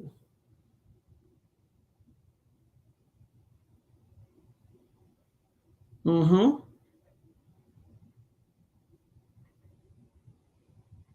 And here's the beauty of that. Decluttering is important because sometimes, like, well, not sometimes, in every facet of life, like the word says, things are for a reason, a season, or a lifetime. And sometimes we are keeping, and like I always say, we keep things way past their expiration date. And not just things, sometimes people. Sometimes we have people in our life that are way past their expiration date. And so, as with everything, we have to get them together and send them on to where they need to be.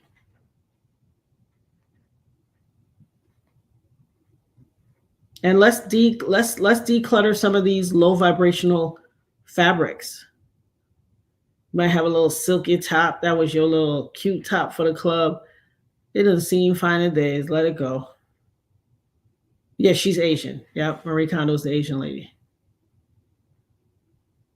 Oh, that's nice. Rain videos. Have you ever heard of high frequency music or neural beats? Look up high frequency music or neural beats.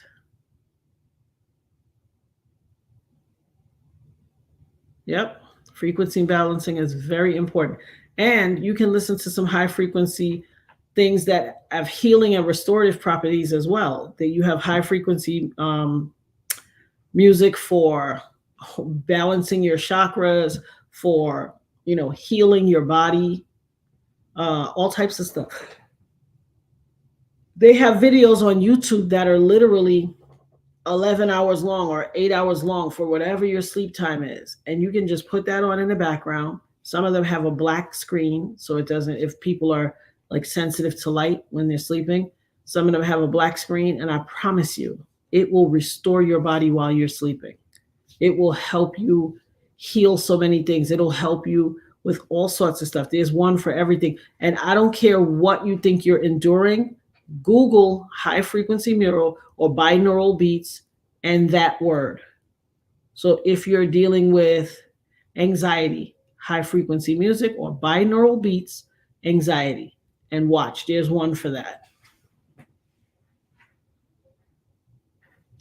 There's some that heal your mind, heal your body, drain your lymph nodes, all types of stuff. So look them up. They're right on YouTube. Just Google them while you know how we watch YouTube on our TV. If you have a smart TV, definitely do that. So important. Super important.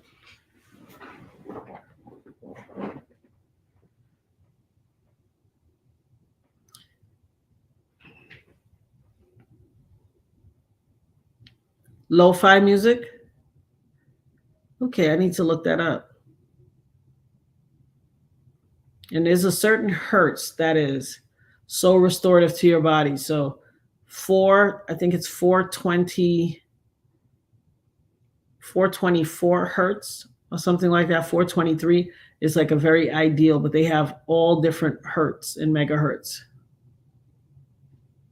Mm-hmm. Yep, the nature videos.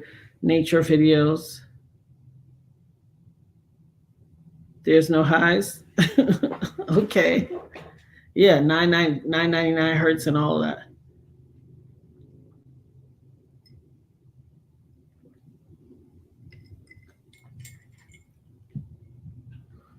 I love it.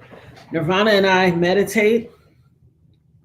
We meditate. We do a whole lot of. I just believe in self care and balancing your body, your mind, your. I believe in having homeostasis in your body. If this is going to be our flesh house in this journey through life, we need to be have a holistic existence, mind, body, soul, spirit, flesh, unified. Because there are a lot of people that feel fragmented. They're walking around feeling fragmented and detached, like they're just extremities and a torso, as opposed to one collective body.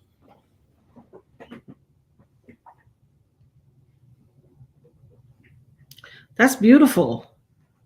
Is there a particular chapter of the Bible or a person in the Bible that you resonate with more? I've always resonated with Daniel.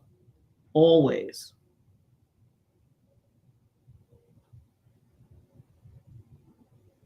That's right. You have to keep your mind as whole as you can because others be after it. You are 100% right. And here's another thing I say all the time. You got to, I just had a brain freeze. Oh, worry and fear cannot, worry and faith cannot coexist. If you are worrying, you're telling God that you don't believe in him. The book of Job, patience.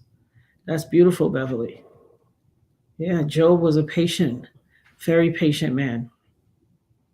And he went through some stuff, but he was patient. And that's the virtue. Here's the thing. Like I always say, this journey through life is a school. Life is a school.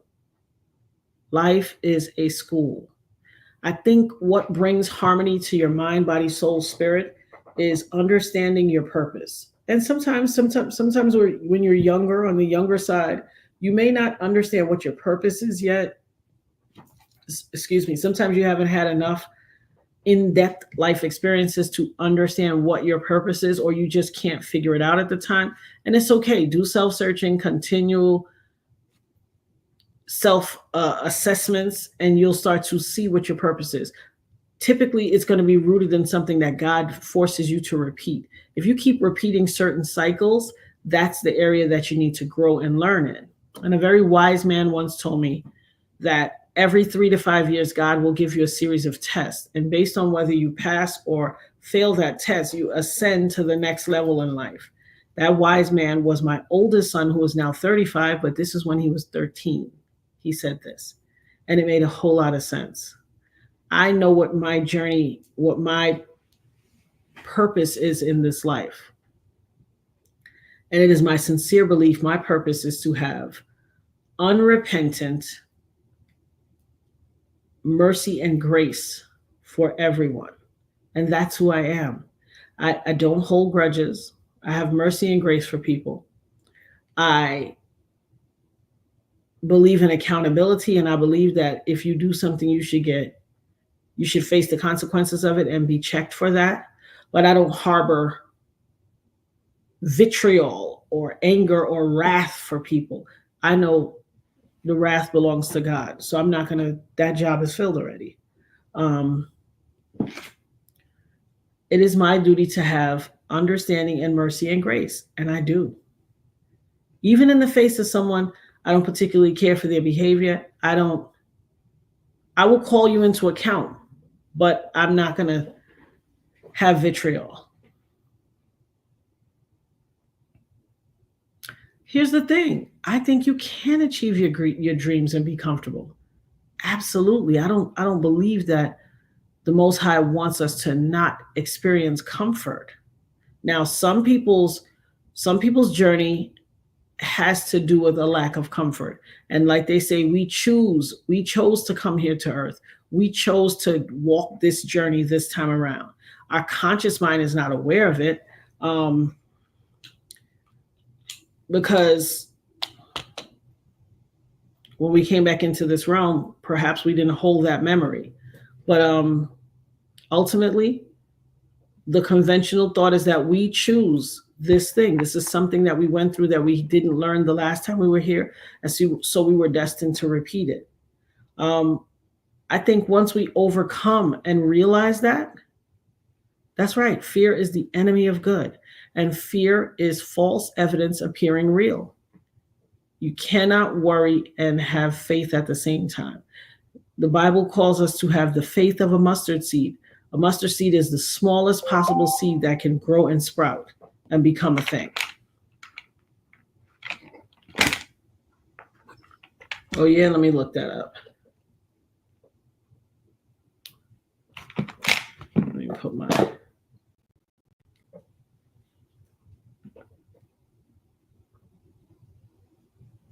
Oh, listen.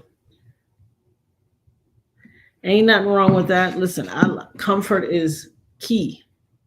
I think we should all. Oh, that's beautiful.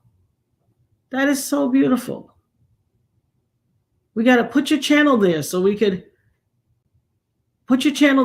come there. Everybody need a good word, Lakeisha. Come on now, girl. Don't be stingy with the class now. We share in this class. Indeed, we were taught to struggle, and it was bred out of something, out of a whole lot of things. But here's the deal: that doesn't have to be our portion. We are an amalgamation of our own conscious belief system and our conscious programming, and then subconscious programming. That subconscious is what the people around us, the people who raised us, all of that infused into our mind, and we believe it as such. There are a lot of things that are subconscious programming. We call it culture. And so you have to do a self-introspection for your own self in your own journey through this life. And there are some things that worked for other members of our family or for elders or something that are really not of this time and this day. And it's nothing wrong with soul searching and finding what works best for you. We can't continue to carry the mantle of all these things. Well, mama and them say, mama and them say, mama and them didn't have to sit through this internet life. We are in a different time, and different things call for different times call for different things. Am I saying abandon everything? Absolutely not. But there is something that we have to abandon because those things don't work for us in this incarnation of this thing called life. You're right. We weren't taught what comfort means. And here's the deal. There's a collective comfort, having one's own, turning a key in your own door. When you go in the kitchen and you flick that light switch, it comes on. When you're hungry and your stomach makes a little growling sound and you go to the fridge or the pantry and you open it, there are food items there that can quench your hunger. That's all comfort. Having a significant other who respects you and loves you and honors you and truly respects you enough to be a committed individual that treats you right and has nothing but good tidings, that is a form of comfort. Being able to have your space in your home where you are unencumbered and no one is attacking you, and you can sit on a chair or go in a corner or get in your prayer closet and go on your face and seek God for understanding and knowledge. That's comfort. All those things are comfort. Or sometimes you don't really got the money to spare, but you pass by a shoe store and you see something cute and you're like, you know what? I'm gonna go get me them little sneakers or those little sandals or whatever. And they so comfortable in your feet, they feel like they snuggle like the OJ glove, and you just gotta have them. That's comfort too. Having those little things that make you feel a sense of joy. They don't have to be big, magnificent things, resplendent things that the world says is, okay, well, this is what comfort looks like. It could be your own. Listen, doing a little staycation where you got a little extra money in your check this week or whatever, or you don't have to, you have some discretionary spending and you decide to go get a hotel room right in your city. You don't have to go nowhere. Right in your city. You decided, I don't want to do nothing. You pack your little bag, you bring your little creature comforts, you go stay right in that hotel, even if it's for one day. And that's your comfort. You look on Groupon or whatever, you find you a discounted rate, and you go stay somewhere. And listen, Tell your sister come over, her and the kids could come over and leave them suckers there and go stay by yourself in the hotel. I used to do it all the time. There was this hotel right downtown Brooklyn by the Brooklyn Bridge, the Brooklyn Marriott. When it first opened, the first weekend it opened, I had a house. I had my kids, my grandmother's house, my mother's house, everybody. I went right down there and stayed in there for like 2, 3 days. I would go to work, go right to the shop, do hair, leave, go to that Brooklyn Marriott. I put on a big, thick, white, fuzzy robe, put my feet up, watching shows, and nobody to bug me, and it was all good. It looks like whatever you think it looks like.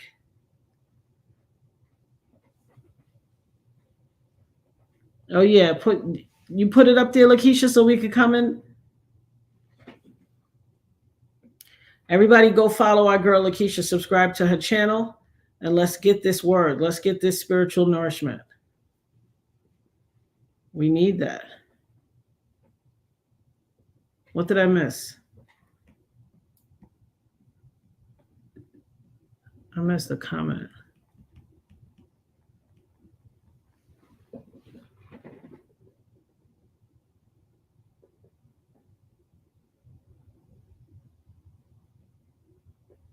And beautiful, listen, that's what it's all about. That's what it's all about, joy to the world. Find your own happiness and peace.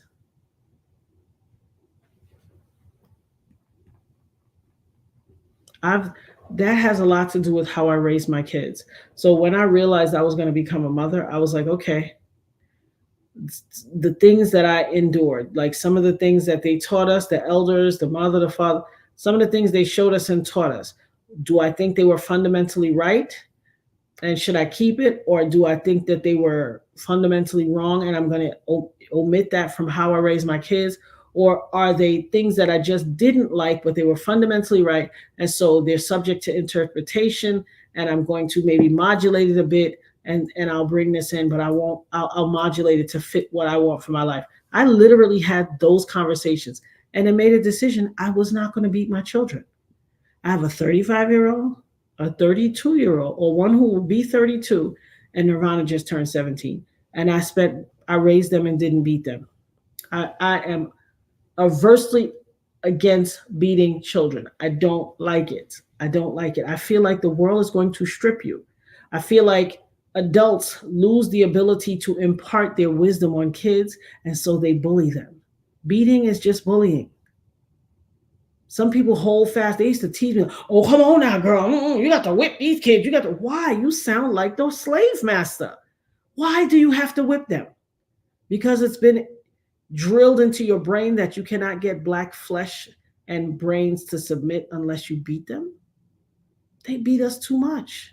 We got beat for everything. They'll be around there. Oh, that's your sisters and your cousins. Don't snitch. Y'all be supposed to be taking care of each other one to one. Y'all better have each other's back. And then they come in there. Who broke this? You stand there looking around there. Oh, nobody ain't gonna say nothing. Oh, everybody getting their ass whipping. What?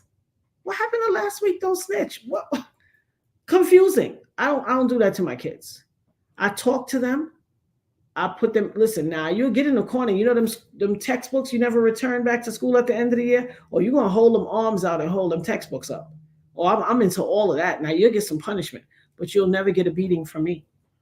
I don't believe in it. I used to open that window where the kids was playing outside, let my kids stand right in the living room with their arms holding them textbooks, one leg up, open that window so they could hear their friends outside. That's worse torture than any beating. And here's the thing. You can forgive, you just don't have to forget, but you don't have to dwell on it either. You just pack it away and let it go somewhere. You put it in the recesses of your mind. I love a good staycation. It's so underrated. And guess what? After it's over, you're so close to home. You don't have to go make no big journey. You're just back home. I love it. Yeah, if beatings, here's the deal about beatings. If beatings truly work, you'd only need one. I've been saying this my whole life. If you got 992 beatings, they don't work. At this point, you're just beating because you want somebody to pick on. Because guess what? You beat your kids when you pissed off, but you don't beat your boss. You don't beat your man. You don't go beat the lady in the bank or anywhere else in the street, but you have these people that came out of your womb that you had the desire to have and decided to bring into this world. And you got your own personal punching bags in the house. You just beat them up whenever the world yields you something you don't like. That is freaking sick. That is sick. I would never do that. I love my kids too much. And I used to do something every week called a family forum. Every Thursday, we had a family forum. We had informal dinner. We might have sandwiches or pizza or something like that. We sit in the living room in front of the TV. TV's kind of low, but it's on in the background. And we would have a family forum. And the premise was no repercussions. Whatever you needed to tell me, put it on the table, no repercussions. We did this if you did it Monday, Tuesday, Wednesday, Friday, Saturday, Sunday. If you did something, you got it held accountable for it. But if you saved it till Thursday, no repercussions. Put it all on the table. And then I never threw it back in their face, because my whole thing is, if they need to learn that adults are trustworthy, I have to be the first trustworthy adult that they interact with. And I have to stand on that. I can't wait till next week and be like, oh, you want to go ice skating, but you remember what you did last week? No, we hypocrites as adults. Adults are spiritual hypocrites. And so I made it my business to be the adult, to prove them that some adults are trustworthy and that you can get to the bottom of anything without having to beat. I'm not going to strip their flesh. My sons are two big, black, over 6 foot something men, heavy set, dark skin. They already look like the fears of every white person that want to call the cops for some reason, for no reason. I'm not going to beat them and strip their flesh. And you know what everybody says? My God, your sons are so amazing. They're so mild-mannered. Listen, they could go from 0 to 100 real quick, but they don't feel the need to do that. They are so mild-mannered because they don't have an existence where somebody was tearing their flesh from them every chance they got. And they're such dope guys, I'm telling you. I would say Trusty Dusty sidekick has more of a, and I won't say a short temper, but she has a very short tolerance for foolishness. I call her old lady. She's a little old lady. She's so mature. When the kids her age, the boys her age, be playing around and jumping, she like, stop being so immature. I don't have time for this. Please, let's go. This is not my scene. Like, she literally, forgetting is hard, but sorting out trauma and putting them in files is all you can do. Absolutely. Absolutely. And take your time with it. Don't rush it. Don't beat yourself up. You're not on anyone's timeline but your own. Oh, you made some jewelry. What kind of jewelry? What'd you make?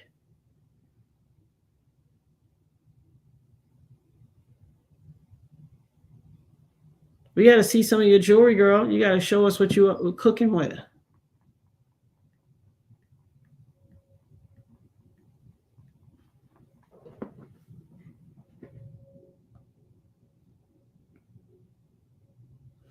Thank you, Beverly. We appreciate and love you too. You're part of the family now, girl. Make sure you subscribe, share, tell a friend, continue to comment, and have a good night as well. God's richest blessings to you as well. Yeah, beating is a ticking time bomb, because eventually they turn that whole rage onto either the person who used to beat them when they were younger or someone else. And they may not pick up their hand and smack you when they get older, but how they beat you is with their time. You be that parent that's desperate for their kids' time. They don't come visit me. They don't come see me. I'll be seeing them all on the Facebook at their friend's house. They never come see me because they don't like you. I know a lot of kids that say, I cannot wait till I'm grown and get out of here. I'm never coming back. And they mean it. And then they same parents that I tried to warn, stop beating them, talk to them. Oh, I ain't got time for that white shit. But guess what? They all, now that the kids are older, they be like, I'll be seeing you and your kids always on hanging out. I'll be seeing your kids' stories. Y'all always together. Y'all always doing stuff. My kids don't never come see me. They don't like you. They don't like the person that you are. They know you whip them, beat them, and control them because you had the authority and the power. And they may love you as their parent and honor you as their parent, but to like you, they don't. And that's why they don't come back. Why are you doing that to yourself and to your kids? Oh, that's dope. That's dope. Yep. I called it Family Forum. I tell so many people about it because we just got to do a different thing. We have to do a different thing in this world. I don't think we're called to beat our kids. We can't disavow, enslavement and what was done to us and then use those same tactics on our kids. These are children we chose to have that we want. I don't get it. I can't love and hurt my child and love and hate them at the same time. I cannot. I always negotiated too. I used to tell my mother, excuse me, I used to tell my mother, just talk to me, just talk to me. And then I get a beating for saying that too, because like, who you think you're talking to? You ain't grown. Don't tell me how to discipline you. I was like, geez, Louise, this is way too much.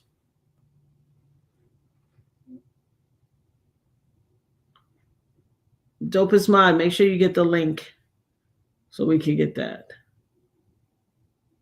And listen, sometimes I tell people all the time, sometimes the greatest gift to your own mental health that you can give yourself is clearing out and moving around, whether that be being a runaway, whether that be emancipating yourself, whether that be seeking alternative living environment. You got to do it sometime, because guess what? Everybody, what they say, just because we share skin don't mean I'm your kin.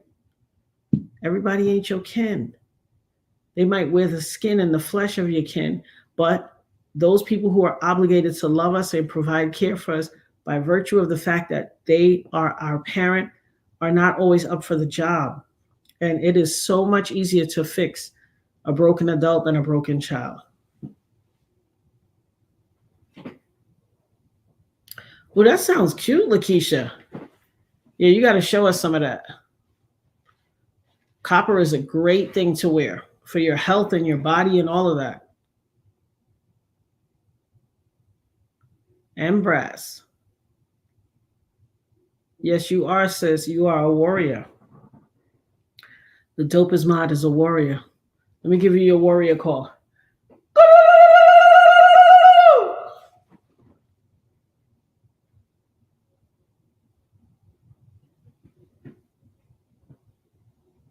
Oh, okay. It sure does sound fancy. I want to see it. My grandmother used to wear a copper bracelet all the time. And she said it was good for your body and your,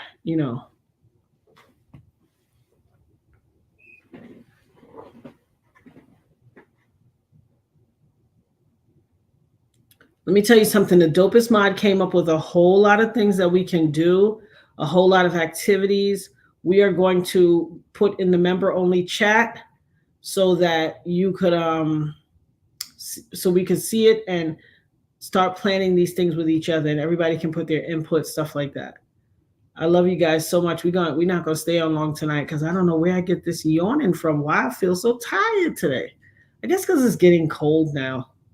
It's finally starting to feel a little cold. I haven't turned on the heat in this house yet, but it's just starting to get a little cold. Because I'm from New York, and my mother, child, my mother be like, you cold? Put on a sweatsuit and tuck your pants in your socks. She wouldn't turn on that heat until when she was good and ready. She used to be like, put on a sweatsuit and put on your robe. And that's probably why I love robes. And I love robes. I love pajamas, loungewear, anything cozy. I got Tissa's yawning. Tissa, you see what you did to me, girl? I got the yawns. I used to be laughing at Tissa like, what is Tissa yawning for? Why is she so tired? And now I got it. Oh, Starlight, we love you. First of all, we love all of you guys. Let me tell you something. You guys are my family. I had to tell Nirvana, I got to get on. I miss my family, girl. I got to call them. I got to get on live. She was like, oh, Mommy, I'm so happy for you. And I'm so happy for it, too. I love you all. I'm so happy to have you as a part of this community.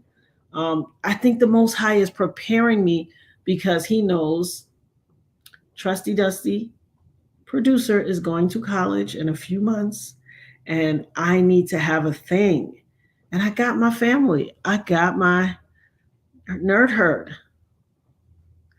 Baby, they did not play about that heat or that lights. My stepdad will walk in a room on you while you in that room, see you in that room, boop, turn that light switch out. You be so scared, you just sit there for you might sit there for 5 minutes in the dark, and then he'll come back. Even though he know you was in the room, he'll flip on the light and be like, "Oh, you in here? Why you ain't say nothing, sucker? Because you saw me when you walked in, but you know you hold that down. You don't say nothing." I'd be like, "Oh," and then he just walk off. Don't leave the lights on when you come out. You saw me in here when you walked in here and turned off the light, but he would do it all the time. And my mother was not playing with that heat, boy, baby. She'd be like, tuck that sweatsuit in them socks, and that'll keep you warm. And it did. It formed a whole ecosystem where you be nice and toasty. Oh, indeed, we are. We listen, we're the earth, the moon, and the stars. We have stardust in us. Love me, more life. That sounds beautiful. I love that name.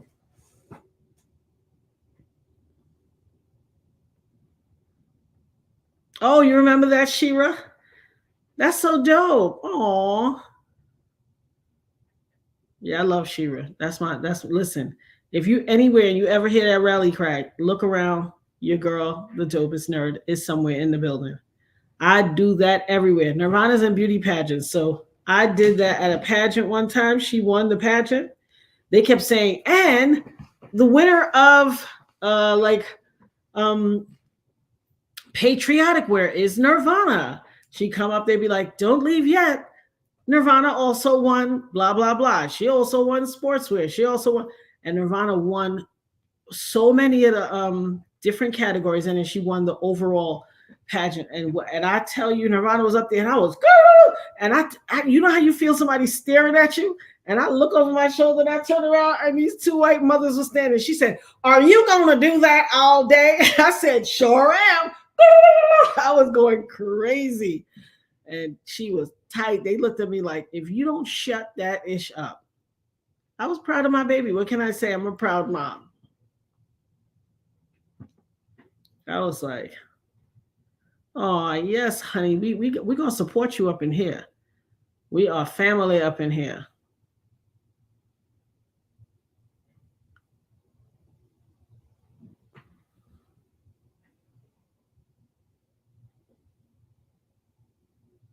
Well, that's beautiful. That's beautiful. My mother ain't play that. My mother gonna give every one of her tenants they own meter, because if you run up your bill, that's your bill. My mother put those mini splits.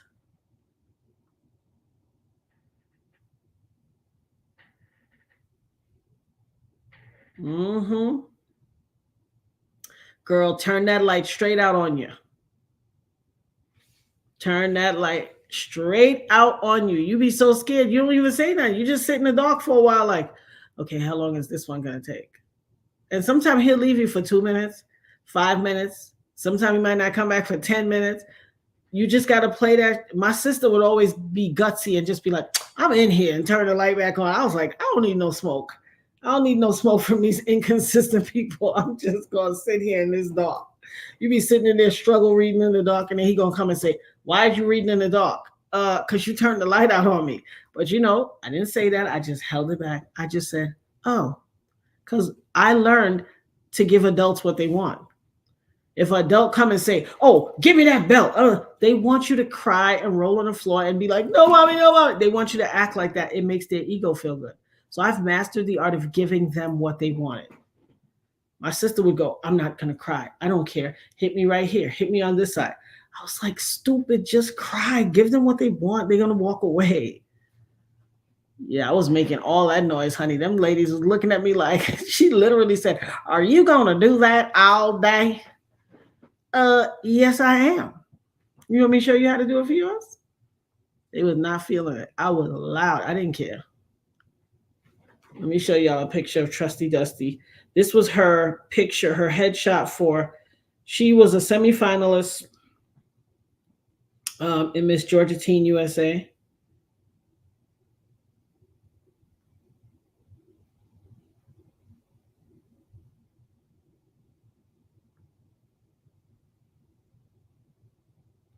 Everybody, all of the coaches and everything was telling my daughter's pageant coach, they were like, oh, your girl is the winner. She's going to win the pageant. But the last year, she didn't end up winning. And then my son said, oh, who was the Miss Georgia team? The two girls that came up for to crown the other ones? And he was like, yeah. And he said, oh, I see what it is. You next year, because they had Miss Georgia Teen USA and Miss Georgia USA and Miss Georgia Teen USA last year were both black girls. And so the conventional wisdom was, and then the pageant changed hands. So they served for 19 months instead of 12. So they were the longest running title holders. So they was like, okay, my son said, nah, they're going to switch it out. They're going to put a white one this year. And then next year's your year. And she cried, my poor baby. So this was her headshot. Can y'all see that? Does it have a glare? Is it showing well? She was one of the top 5 in the People's Choice.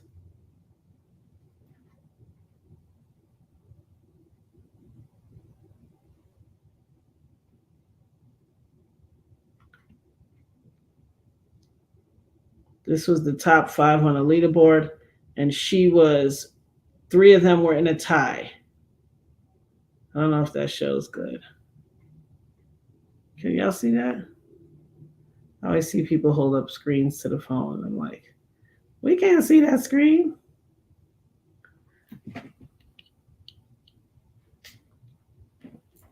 Do you have a nightlight? For years, I didn't like complete dark either, but, and particularly now, I probably still don't really like it, but I could sleep with like the TV light on or something like that.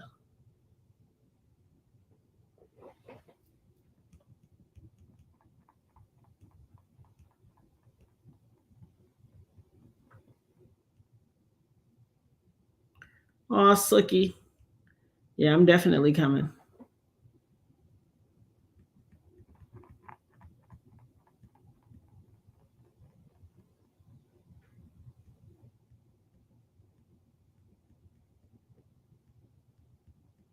Thank you.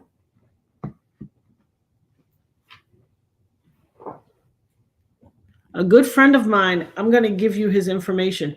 He's a super host on Airbnb. He has a great vacation rental in Costa Rica.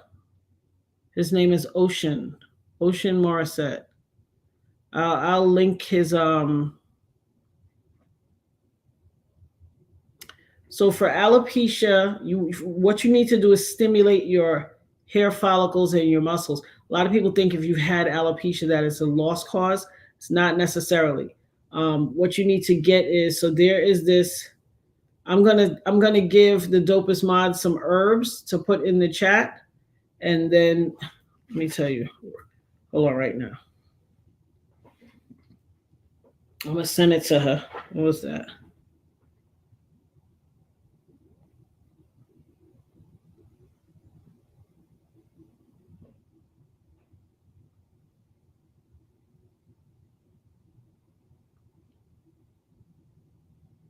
Put this in the chat for them.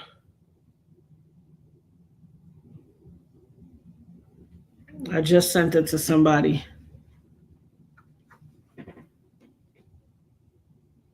So you're going to make a mixture of, have you ever heard of Chebe? Chebe is, oh yeah, he's a super host. Look him up, and I'll put his stuff, I'll link his stuff in the chat also, so you guys can link him up and just tell him the dopest nerd. You could say Ebony or Natanya or Nanny. My childhood name as a kid, growing up, was Nanny. That was my nickname. But you say Natanya, he knows who it is. Yup, it's in Costa Rica. And he has a whole lot of, he's a photographer too, so sometimes he does like photo shoots for the women. They bring those big dresses, and it's really, really a nice thing. So I just sent it to the dopest mod. She's going to post it for y'all. You're going to use Chebe. Chebe is from Chad. If you Google the women in Chad, you're going to see they have super long hair. They use this root herb ground up called Chebe. and you're going to mix the chebe with certain things like fenugreek. You're going to mix it with fennel, amla powder, rosemary, cloves, lavender, castor oil, and batana oil. Mix them together in like a mason jar or an old mayonnaise jar, whatever. Infuse them with the herbs and all that stuff. Stick it in there. Let it infuse for a good, close the jar tight, put it in a dark thing in your pantry or something under the cabinet. Let it infuse really deeply for like a week and a half, 2 weeks, and then use it on your scalp 3 times a week. And then there's also another root called ambunu. It's the shampoo and conditioner. It's like a root. You're going to use that to shampoo and condition your hair. But infuse the stuff together. It's going to make such a difference. You're going to be so surprised. A lot of people think that once you have alopecia, it's permanent. It's not necessarily permanent. Everything that the human body needs to heal itself and survive, God made it. We already have most of it inside of us. And what we don't have inside of us is a herbal mineral supplement, root, vitamin that we can add to ourselves and make it better. And pray. Speak life into your head. Just, when you're massaging it, you have to speak. You have to say, I am healthy, I'm healed, I'm whole, I'm blessed. My body has a factory reset. My body functions in the capacity that God intended it. My blood flows free. It's clean. My heart pumps in a major way. It is factory reset. My heart pumps like a 15-year-old girl. I am healthy, wealthy, wise of mind, body, soul, spirit, flesh, and bank account. All of my bills are paid and all of my debts are canceled. Speak those things unto yourself. My hair is long and healthy. And you have to be in state. Don't say, I'm gonna be, I want to be. Don't say any of those things. I am. You have to proclaim it. You have to declare and decree it in the name of the Most High and the Holy Spirit. Oh, thank you. Yeah, Trusty Dusty Sidekick is the real deal. You hear me? Her grades right now, she got 2 100s, a 107, a 94, a 92, and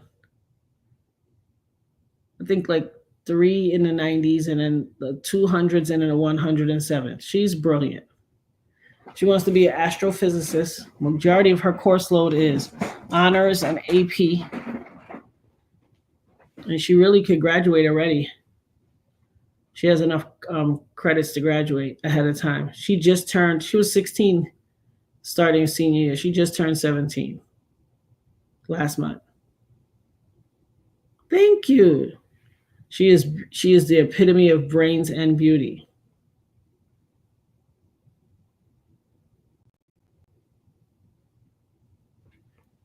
Yeah, massage your hair.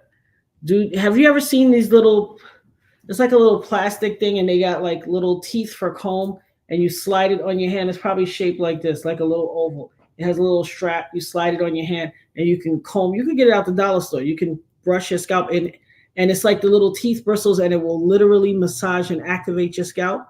Definitely use those, especially in the areas where the alopecia is or you feel like you have thinning. You want to circulate the blood in that area and manipulate the scalp to be able to massage and circulate the blood and then use those things. And you can get most of them at like your own supermarkets. If you're in cities like Chicago or New York, you have the Chinese fruit stand and vegetable stand. You can go there. They have a lot of the stuff. If you have a Caribbean market, they have a lot of the stuff. And whatever you don't have in the stores around, you can order. So like chebe and the amla powder, all those things, batana oil, you can order those things off of Etsy or Amazon. Definitely cloves. You know what cloves are. You can get cloves from the supermarket in your area. So you can get fennel also and fenugreek, rosemary, all that. Look in the seasonings aisle. You can find a lot of that and mix them together. Let them infuse.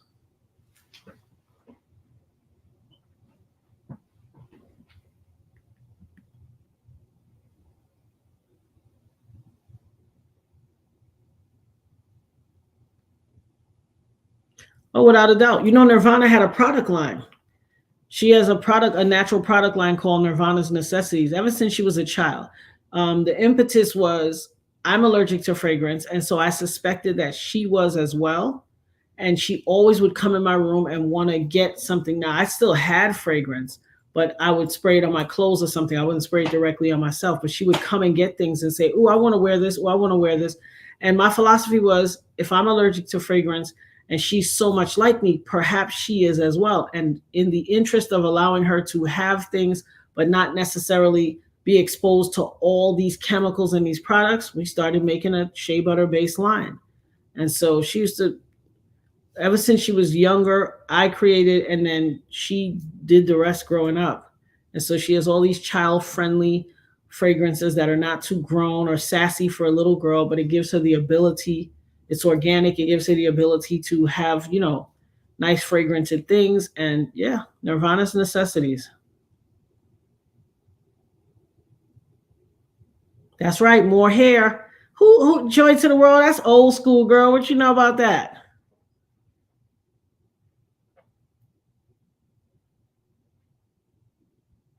Oh, you're welcome, clean back sneakers. We're gonna call it a good night too, y'all. We're gonna call it a good night. Everybody sleep well.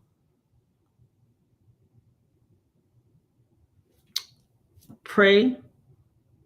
You could get the amla powder off of like I said, Etsy, or what you call it.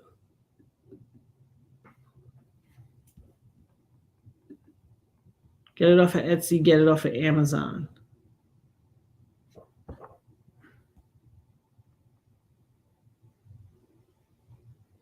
Oh, you're allergic to shea butter? Okay. There are lots of other things you can use. You're allergic to mushrooms as well? Oh, well, I'm gonna figure out what's a good alternative for you so that you're not left out. Cloves are good. Listen, cloves are not just good for your hair. Cloves are good for blessings and protection. We put 3 little cloves in our pockets before we leave. So when you leave in the house, put 3 cloves in your pocket.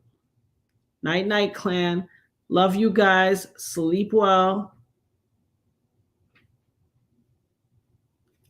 Oh, listen, I'll do some more remote work from home. I love this house. I don't be trying to leave this house to do nothing if I don't have to. Absolutely. Put it in the chat. Send it to the dopest mod real quick. And she's going to post it in the chat for anybody who wants to come back and get the information. Thank you so much, Starlight. We appreciate that. Maximus Careers. Okay. That's so dope. Look at this. Look at the love. Can y'all? Don't make me start singing now. Look at the love. I love it. Everybody, yes. Have a smooth sleep. Enjoy. And hit the like button on the way out. The dopest mod be on top of it, boy. I tell you. And we'll see you all, God willing. God willing, and the creek don't rise. Sleep well, guys. I love you all. You are so dope. Continue to be dope in every aspect of your life. Continue to speak life over yourself. I will continue to keep you guys lifted in prayer, and God will provide.